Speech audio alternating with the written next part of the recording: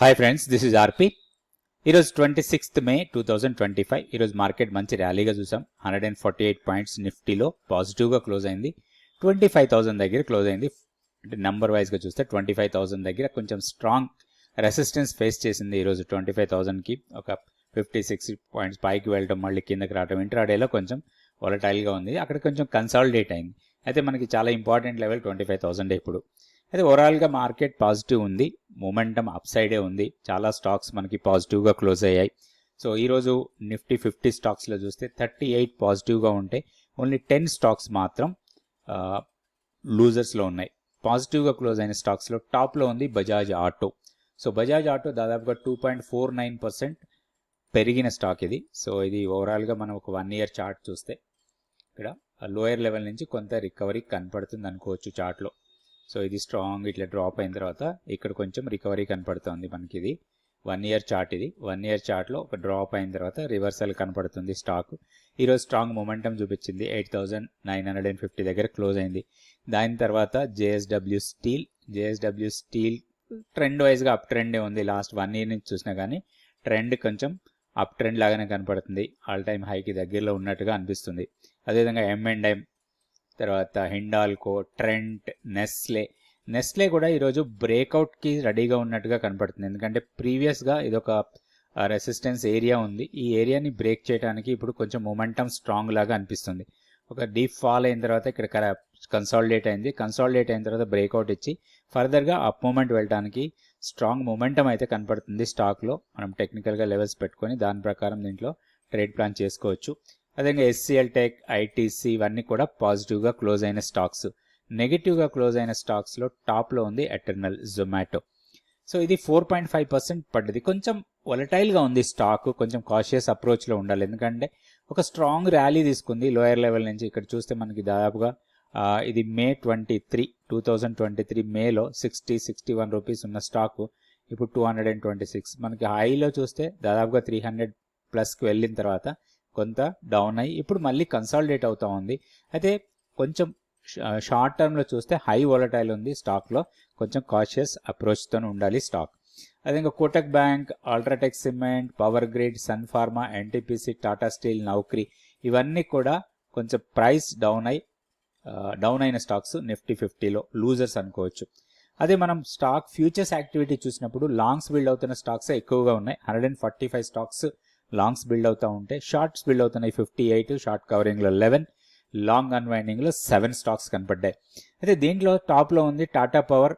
Open interest పరంగా బాగా పెరిగిన స్టాక్ ఇది. దాని తర్వాత NCC, Shriram finance, Godrej properties, SBI card. ఈ 5 స్టాక్స్ స్ట్రాంగ్ ఓపెన్ ఇంట్రెస్ట్ కనపడుతున్నాయి. ఓపెన్ ఇంట్రెస్ట్తో పాటు ప్రైస్ పెరిగిన స్టాక్స్. అండ్ ఆప్షన్ డేటాలో చూస్తే మనకి 25,000 దగ్గరే కొంత కాల్స్ రైటింగ్ ఎక్కువగానే ఉంది. మనం పుట్స్ చూస్తే 92 lakhs ఉంటాయి అండ్ కాల్స్ దగ్గరకు వచ్చి 110 lakhs కనపడుతున్నాయి. ఇక్కడ మనం అబ్జర్వ్ చేయాల్సింది ఏంటంటే ఈ 25,000 దగ్గర ఈ కాల్స్ అన్వైండింగ్ అయితే మాత్రం ఇది ర్యాలీ కంటిన్యూ కావచ్చు. ఈ ఒక్కటి హర్డిల్ ఉంది మనకి ఆప్షన్ డేటా ప్రకారం 25,000 కొంత హర్డిల్ లాగా కనపడుతుంది. సో మనం టెక్నికల్గా లెవెల్స్ కూడా చూద్దాం. ఫస్ట్ నిఫ్టీకి. ఇది Nifty daily candlestick chart. So 25,000 దగ్గర క్లోజ్ అయింది. మనం అనుకున్న లెవెల్సే పెద్దగా మార్పులు ఏం లేవు. మన కీ లెవెల్లో కూడా ఎలాంటి మార్పు లేదు. 24,450 మన కీ లెవెల్ కన్నా పైనే ఉన్నాము. బై అండ్ డిప్స్ మోడ్లో ఉండొచ్చు. ఈరోజు కూడా లోయర్ లెవెల్లో మంచి రికవరీ వచ్చింది.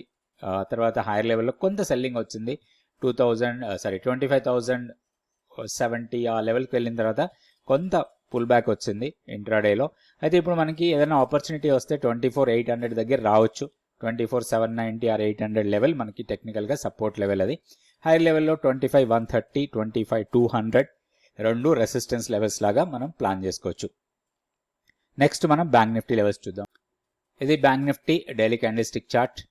సో ఇక్కడ మనకి ఒకటి మనం నిన్న అనుకున్న లెవెల్సే 55,760 అండ్ 56,000 ఆర్ 56,050 జోన్ ఏదైతే ఉందో ఇది మనం పొజిషనల్గా నో ట్రేడ్ అనుకున్నాం. సో ఇక్కడ మనం ఎలాంటి ట్రేడ్ తీసుకోవడం బెటర్. ఎందుకంటే ఇక్కడనే ఈరోజు కూడా అక్కడే కొంత సెల్లింగ్ ప్రెజర్ ఇచ్చింది.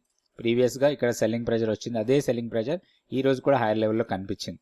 అయితే ఒక doji type of candle form అయింది. ఇప్పుడు మనం ఈ జోన్ బ్రేక్అవుట్ కోసం చూడాలి. 56,050 ఆర్ 56,100 లెవెల్స్ని బ్రేక్ అయితే మాత్రం ర్యాలీ స్ట్రాంగ్ ఉండొచ్చు బ్యాంక్ నిఫ్టీలో. ఇక్కడ కన్సాలిడేట్ అయింది. ఈ కన్సాలిడేటెడ్ జోన్ని బ్రేక్అవుట్ చేస్తే మంచి ర్యాలీ ఉంటుంది, అది మనం ఆపర్చునిటీ లాగా వాడుకోవచ్చు. అయితే ఇప్పుడు లోయర్ సైడ్లో మనకి 55,220 ఇమీడియట్ సపోర్ట్ లాగా ఉంటుంది. హైయర్ లెవెల్లో 55,800 తర్వాత 56,000 ఆ జోన్స్ కొంచెం రెసిస్టెన్స్ లాగా ఉంటాయి. కీ లెవెల్లో ఎలాంటి మార్పు లేదు. 54,480 మన కీ లెవెల్.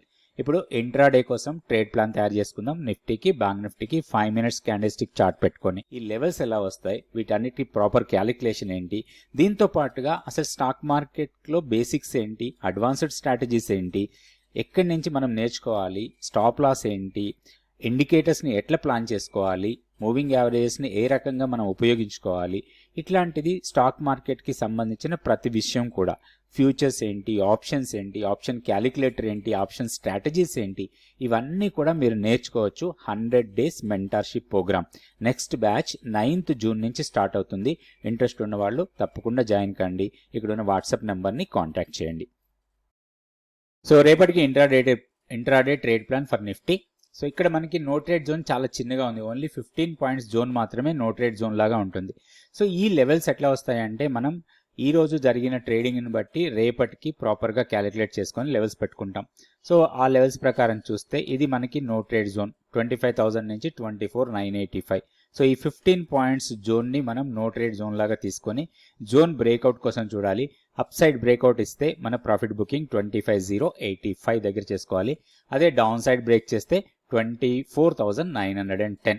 ఓన్లీ 4 లెవెల్స్ మనం నోట్ చేసుకొని దాని ప్రకారం 5 మినిట్స్ క్యాండిల్స్టిక్ చార్ట్ పెట్టుకొని ఇంట్రాడేలో ట్రేడ్ చేస్తే మనకి లాభాలు రావడానికి ఎక్కువ అవకాశాలు ఉంటాయి. అయితే స్ట్రిక్ట్గా స్టాప్ లాస్ పెట్టుకోవాలి. స్టాప్ లాస్ ఎప్పుడు కూడా మనకి 25 to 30 పాయింట్స్ కన్నా ఎక్కువ పెట్టద్దు. నిఫ్టీలో ట్రేడ్ చేసుకునేటప్పుడు మన ఎంట్రీ పాయింట్ నుంచి ఒక 25 to 30 పాయింట్స్ స్టాప్ లాస్ పెట్టుకోవాలి. ఒక 60-70 పాయింట్స్ ప్రాఫిట్ టార్గెట్ లాగా పెట్టుకొని 1:2 రిస్క్ రివార్డ్ లాగా ప్లాన్ చేసుకుంటే మనకి చాలాసార్లు ప్రాఫిట్ రావడానికి ఎక్కువ అవకాశం ఉంటుంది.